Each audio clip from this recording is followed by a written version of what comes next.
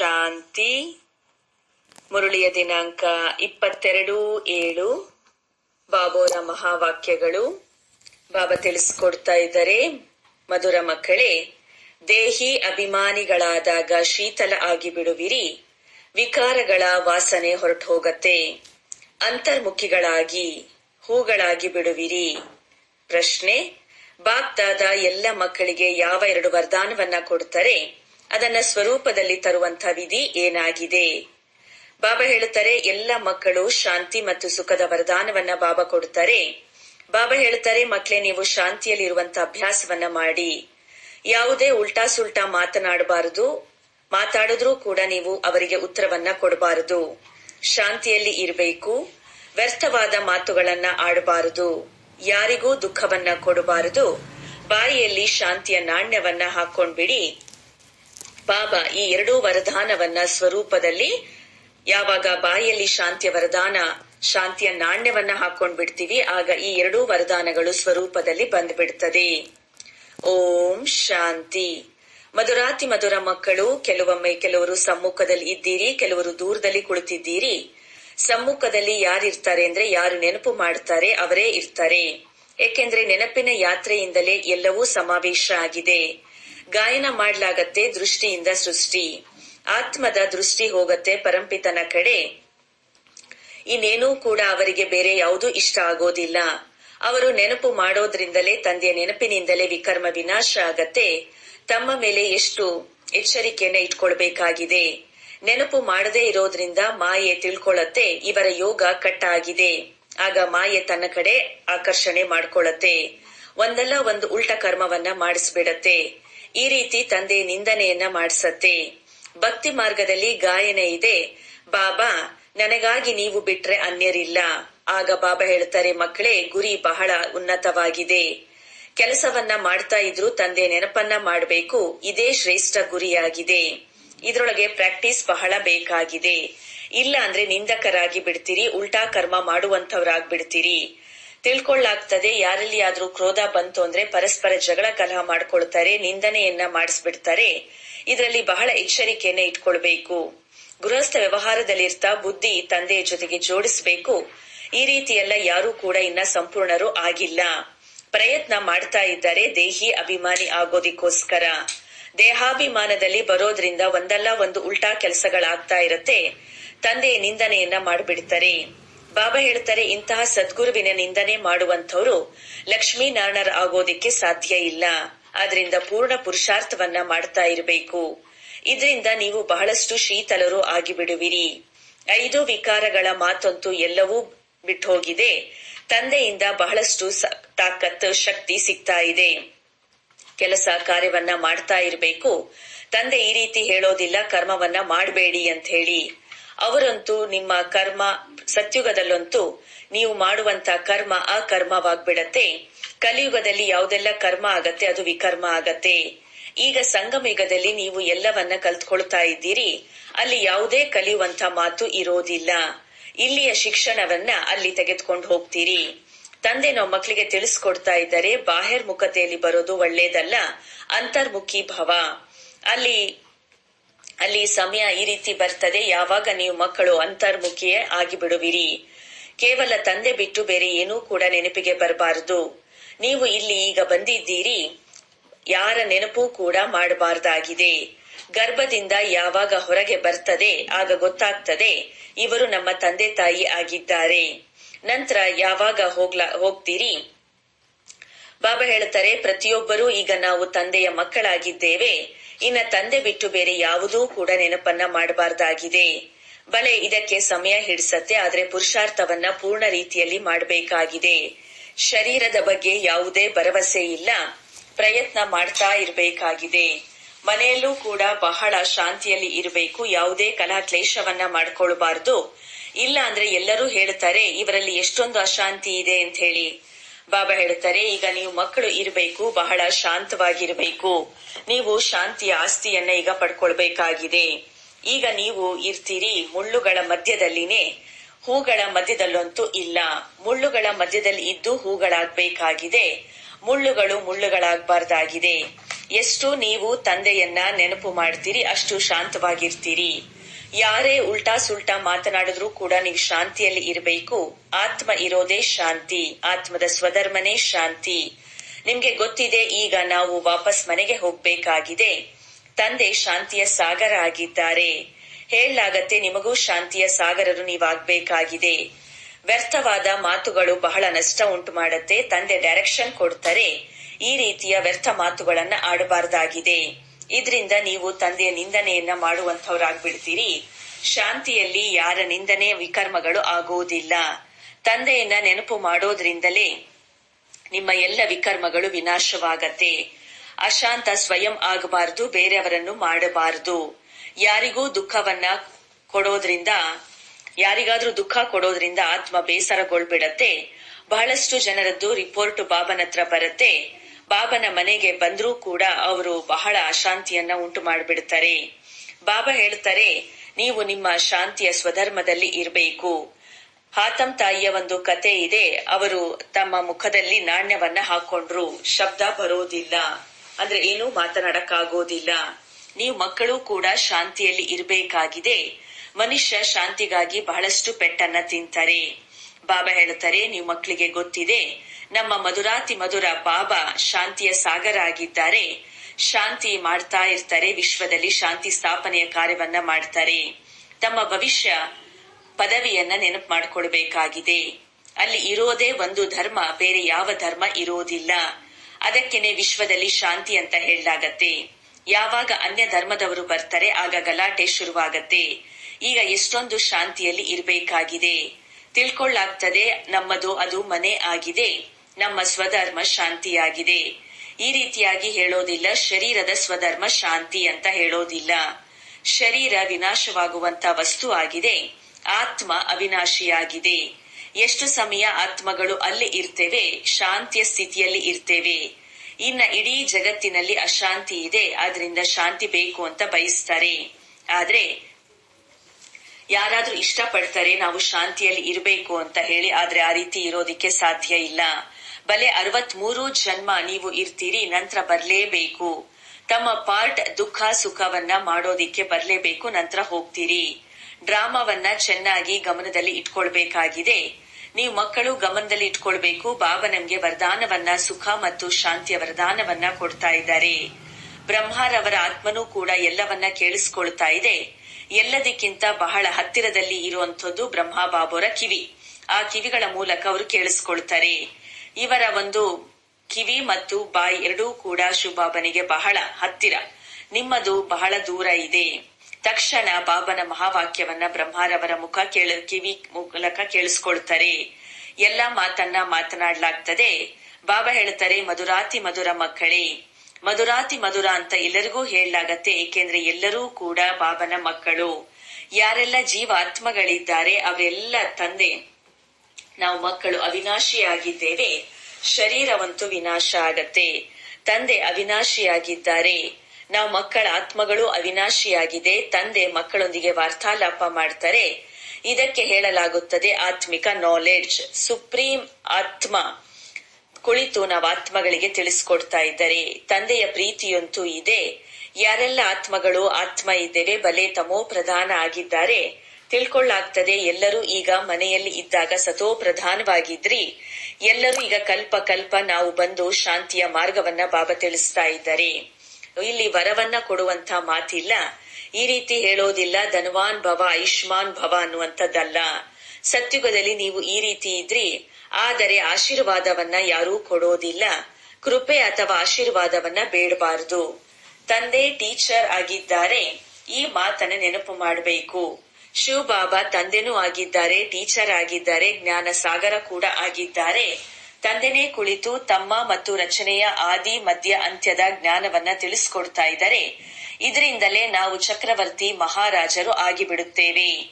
ಎಲ್ಲವೂ ಆಲ್ರೌಂಡ್ ಚಕ್ರ ಇದಾಗಿದೆ.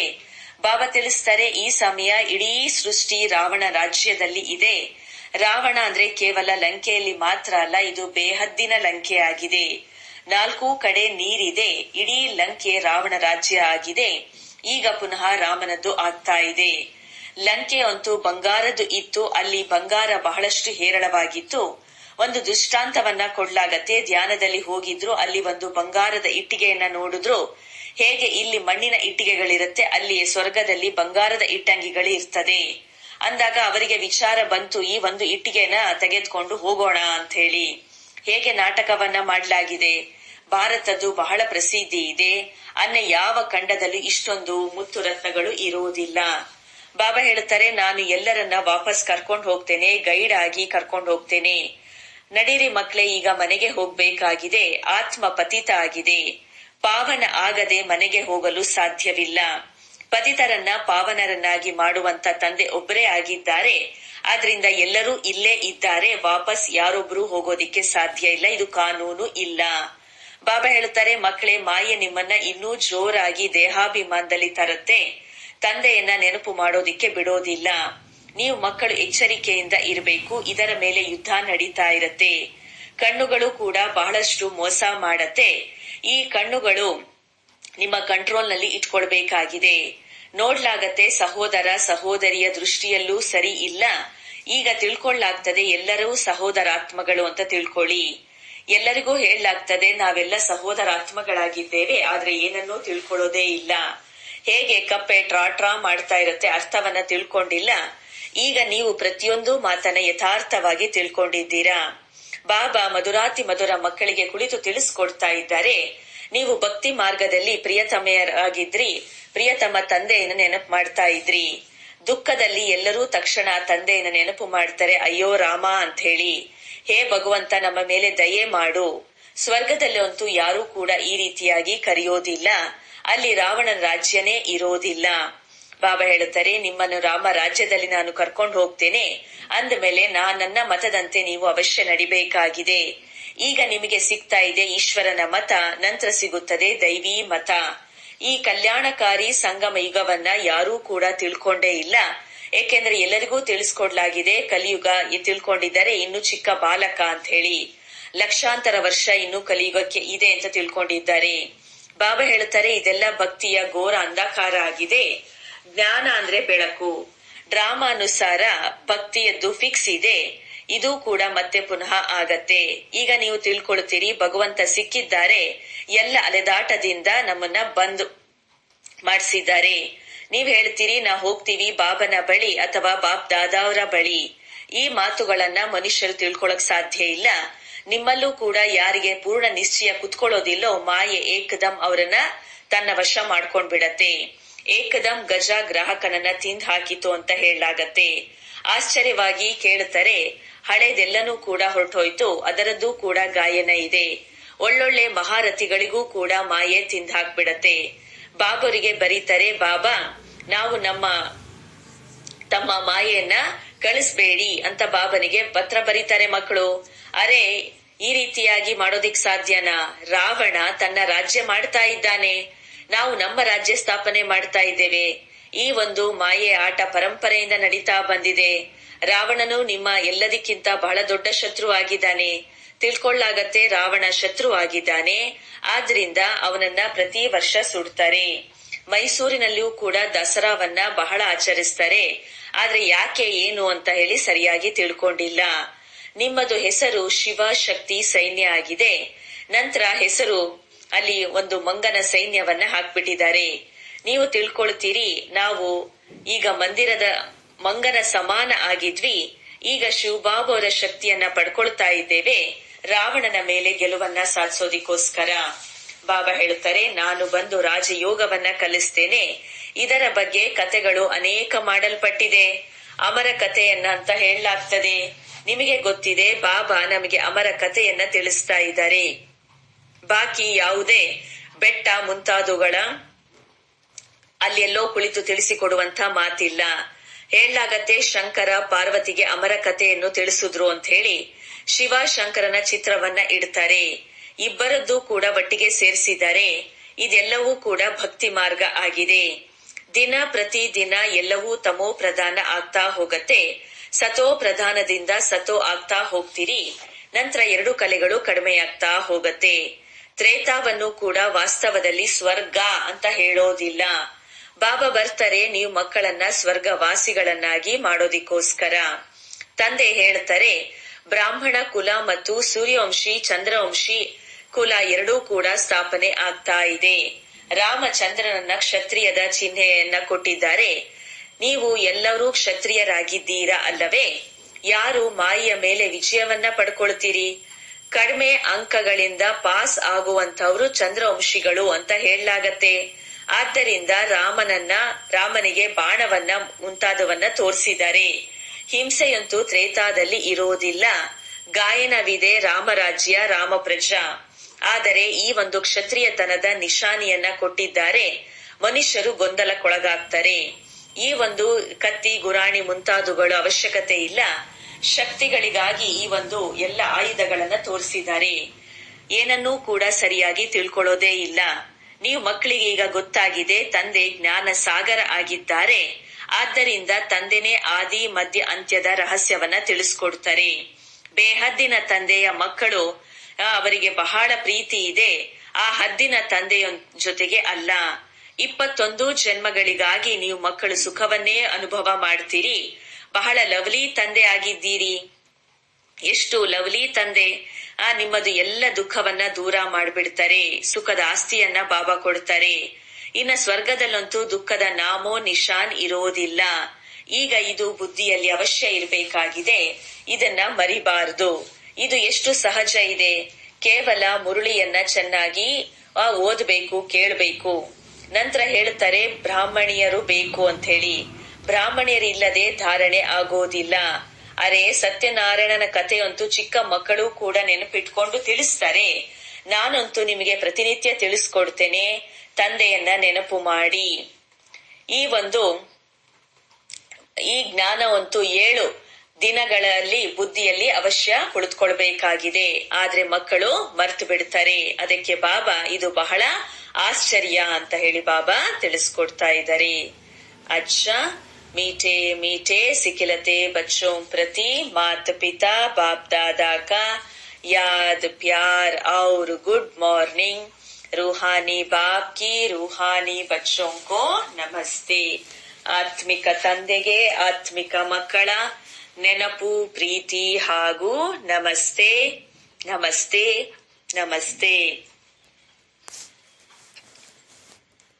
ಧಾರಣೆಗೋಸ್ಕರ ಮುಖ್ಯ ಸಾರದಲ್ಲಿ ತಂದೆಯಿಂದ ಆಶೀರ್ವಾದ ಅಥವಾ ಕೃಪೆಯನ್ನ ಬೇಡಬಾರದು. ತಂದೆ, ಟೀಚರ್, ಗುರುವನ್ನ ನೆನಪು ಮಾಡಿ ತಮ್ಮ ಮೇಲೆ ತಾವೇ ಕೃಪೆ ಮಾಡಿಕೊಳ್ಳಬೇಕು. ಮಾಯೆಯಿಂದ ಎಚ್ಚರಿಕೆಯಾಗಿರಬೇಕು. ಕಣ್ಣುಗಳು ಮೋಸ ಮಾಡುತ್ತದೆ. ಇವುಗಳನ್ನ ತಮ್ಮ ಕಂಟ್ರೋಲಿಂಗ್ ಅಲ್ಲಿ ಇಟ್ಟುಕೊಳ್ಳಬೇಕು. ವ್ಯರ್ಥ ಮಾತುಗಳಲ್ಲಿ ಬಹಳಷ್ಟು ನಷ್ಟ ಉಂಟಾಗತ್ತೆ. ಆದ್ರಿಂದ ಎಷ್ಟು ಸಾಧ್ಯವೋ ಶಾಂತಿಯಲ್ಲಿ ಇರಬೇಕು. ಬಾಯಲ್ಲಿ ನಾಣ್ಯವನ್ನ ಹಾಕೊಂಡ್ಬಿಡ್ಬೇಕು. ಎಂದು ಉಲ್ಟಾ ಸುಲ್ಟಾ ಆಗ ನಿಮ್ಮಿಂದ ಮಾತು ಹೊರ ಬರೋದಿಲ್ಲ. ಆಗ ನೀವು ಸ್ವಯಂ ಅಶಾಂತ ಆಗೋದಿಲ್ಲ. ಯಾರಿಗೂ ಅಶಾಂತರನ್ನಾಗಿ ಮಾಡೋದಿಲ್ಲ. ವರದಾನ: ತಂದೆಯ ಸಹಾಯದಿಂದ ಶೂಲವನ್ನ ಮುಳ್ಳಿನ ಸಮಾನ ಮಾಡುವಂತಹ ಸದಾ ನಿಶ್ಚಿಂತ ಮತ್ತು ಟ್ರಸ್ಟಿ ಆಗಿರಿ. ತಂದೆಯ ಸಹಾಯದಿಂದ ದೊಡ್ಡ ಶೂಲವನ್ನ ಮುಳ್ಳಿನ ಸಮಾನ ಮಾಡುವಂತಹ ಸದಾ ನಿಶ್ಚಿಂತ ಮತ್ತು ಟ್ರಸ್ಟಿ ಆಗಿರಿ. ಹಳೆಯ ಲೆಕ್ಕಾಚಾರ ಶೂಲ ಇದೆ, ಆದ್ರೆ ತಂದೆಯ ಸಹಾಯದಿಂದ ಅದು ಮುಳ್ಳಾಗಿ ಬಿಡತ್ತೆ. ಪರಿಸ್ಥಿತಿಗಳು ಬರೋದು ಅವಶ್ಯ, ಏಕೆಂದ್ರೆ ಎಲ್ಲವೂ ಇಲ್ಲೇ ಚುಕ್ತಾ ಮಾಡ್ಕೊಳ್ಬೇಕಾಗಿದೆ. ಆದ್ರೆ ತಂದೆಯ ಸಹಾಯ ಅವರಿಗೆ ಅದು ಮುಳ್ಳಾಗಿ ಬಿಡತ್ತೆ. ಬಹಳ ದೊಡ್ಡ ಮಾತು ಕೂಡ ಚಿಕ್ಕದಾಗಿ ಬಿಡತ್ತೆ. ಯಾಕೆಂದ್ರೆ ಬಡಾ ಬಾಪ್ ಸಾಥ್ ಹೇ, ದೊಡ್ಡ ತಂದೆ ನಮ್ಮ ಜೊತೆಯಲ್ಲಿ ಇದ್ದಾರೆ. ಈ ನಿಶ್ಚಯದ ಆಧಾರದಿಂದ ಸದಾ ನಿಶ್ಚಿಂತವಾಗಿರಿ ಮತ್ತು ಟ್ರಸ್ಟಿಗಳಾಗಿ ನನ್ನದೆಲ್ಲವನ್ನು ನಿಮ್ಮದರಲ್ಲಿ ಪರಿವರ್ತನೆ ಮಾಡಿ ಹಗುರ ಆಗಿಬಿಡಿ. ಆಗ ಎಲ್ಲ ಹೊರೆ 1 ಸೆಕೆಂಡಿನಲ್ಲಿ ಸಮಾಪ್ತಿಯಾಗಿ ಬಿಡುತ್ತದೆ. ಸ್ಲೋಗನ್: ಶುಭ ಭಾವನೆಯ ಸ್ಟಾಕಿನ ಮೂಲಕ ನೆಗೆಟಿವ್ ಅನ್ನ ಪಾಸಿಟಿವ್ ನಲ್ಲಿ ಪರಿವರ್ತನೆ ಮಾಡಿರಿ. ಶುಭ ಭಾವನೆಯ ಸ್ಟಾಕ್ ನ ಮೂಲಕ ನೆಗೆಟಿವ್ ಅನ್ನ ಪಾಸಿಟಿವ್ ನಲ್ಲಿ ಪರಿವರ್ತನೆ ಮಾಡಿರಿ. ಅಚ್ಚಾ, ಥ್ಯಾಂಕ್ ಯು ಬಾಬಾ. ಓಂ ಶಾಂತಿ.